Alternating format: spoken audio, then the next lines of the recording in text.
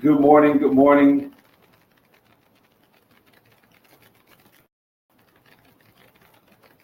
Good morning. Good morning, everyone. Welcome to Saturday.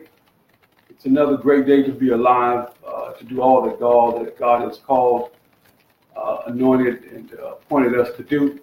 I greet you again this morning on behalf of my wife, Rhonda Lewis, better known as Elder, also known as coach, minister, and of course, my wife, Rhonda Lewis, who's again down in Miami, working on a project with one of her mentees or former mentees. I'm not sure what the relationship is now. Shayla, who's having Love Struck tonight. So I know some of you that are on. Good morning, everyone. We're actually at the rehearsals and whatever you guys did last night, so I'm sure you're probably a little exhausted as well. So I'm standing in for her again. And so I just want to welcome everybody to this morning's call. And over the last few days, Rhonda and I have really been hitting on, fasting from wrong foods more than anything else. So today, I thought what's what I'm looking for? I just feel like the Lord laid it on my heart to deal with the other part of it, which is fasting from wrong thoughts. Okay, so a lot of times we don't associate our thoughts with what we're experiencing in our lives as much as we probably ought to, but the Bible teaches it, right? It teaches it throughout the Bible, talks about the power of our thoughts, and we'll quote scriptures about it, but I don't know how much we really practice it. So today I wanted to bring that out. Okay, so today's challenge is going to be is becoming aware of our thoughts, because we know that our thoughts have power. So in Ephesians 4:8, it says, Paul says, whatever things are true, honest, just, pure, of a good report, right? Think on these things. If there be any virtue, if there be any praise, he says, think on those things.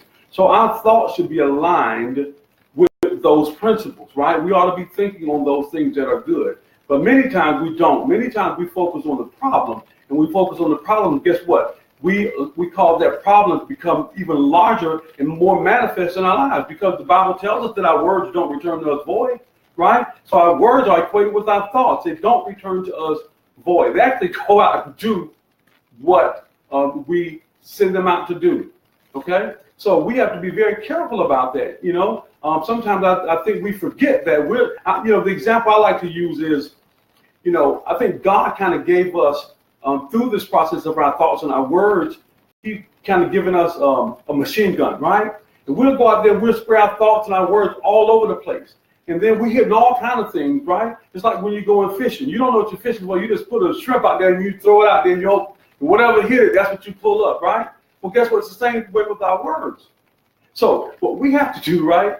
Let me tell you what I have to do. What I'm practicing here in this household, right? I'm responsible for it. I'm responsible for everything that happens in my life, and so are you, right? So I have to really be focused on what I'm thinking about. And I'm going to tell y'all a story in a second that I think is kind of amusing.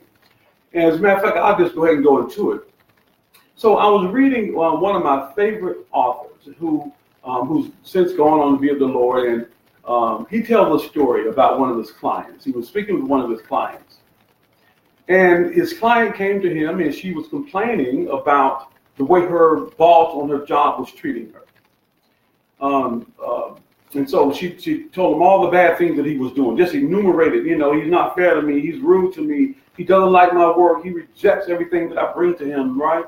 And so, she felt upset and disappointed, and I'm sure some of us have probably done some of the same things, and we had relationships on our jobs like that, right? So he tells a story that she comes to him and she says all those things. Now, a lot of times what some mentors will do, they will actually placate to the person. And when I was reading the story, I was shocked by what he said. He says, well, if all that is happening, he said, well, you know what? That's a sure sign that you are in need of, a mental adjustment. Right? In other words, he said, it's not the boss's fault, it's what you're thinking about the boss.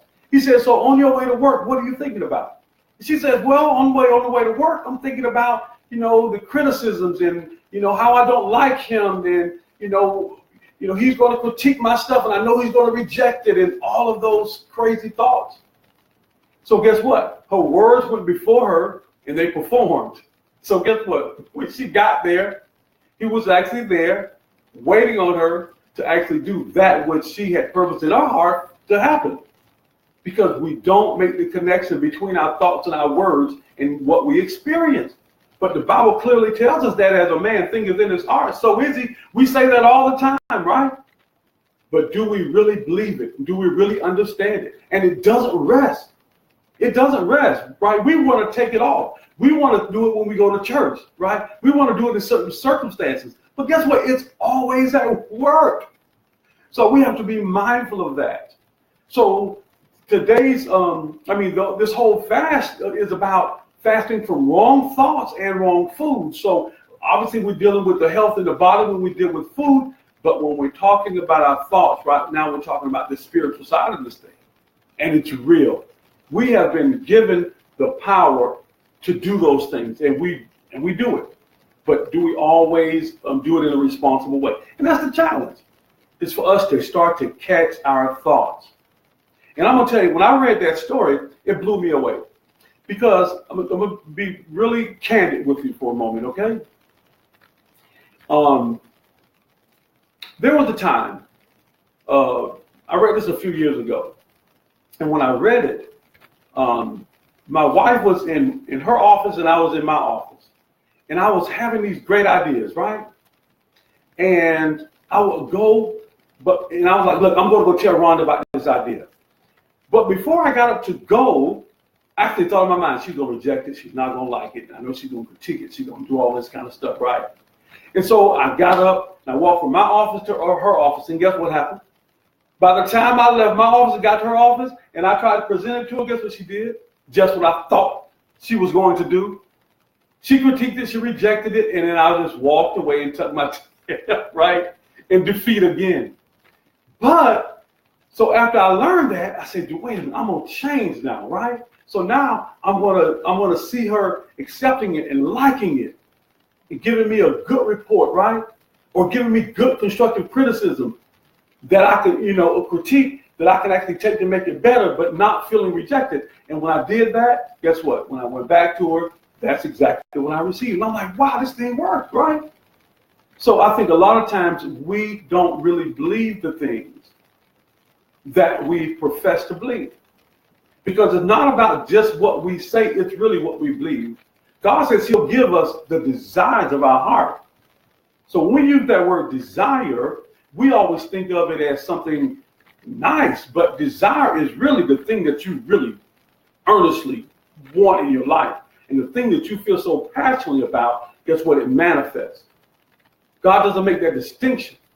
If you're thinking about it and you want it, so the very opposite is happening here. So we really have to be careful. As a matter of fact, I think Job it says, right? Job says, the very things I fear the most have come upon me, right? He was thinking about the things that he didn't want to happen in his life. And guess what? Those things showed up. So now let's go back to Ephesians 4:8. Whatever things are honest, whatever things are a good report, whatever things are lovely, whatever things are virtue, think on those things. And then those are the things that the Bible tells us we will experience, right? So anyway, that's our quick story for today. I'm not going to keep you long. I just want to share that with you. So make sure today that you become and you stay consciously aware of the things that you are thinking about. Because our words do not return void to us. And our words also means our thoughts, not necessarily our verbal words, right? But the words here, because those are the things that we hold in our heart, right?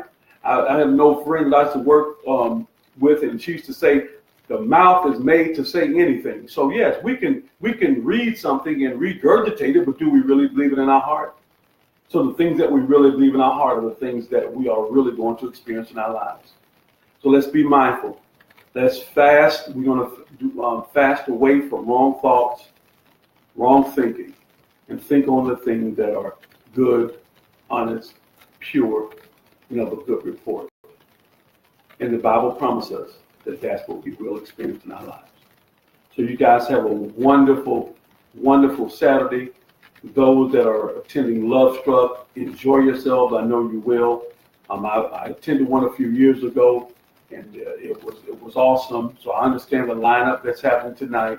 So I know you guys are going to have a great time. I know the Lord is going to really minister, and I'm looking forward to the report, because I know I'm going to get a good report. So have fun and enjoy your Saturday. Be blessed, y'all. See you next time.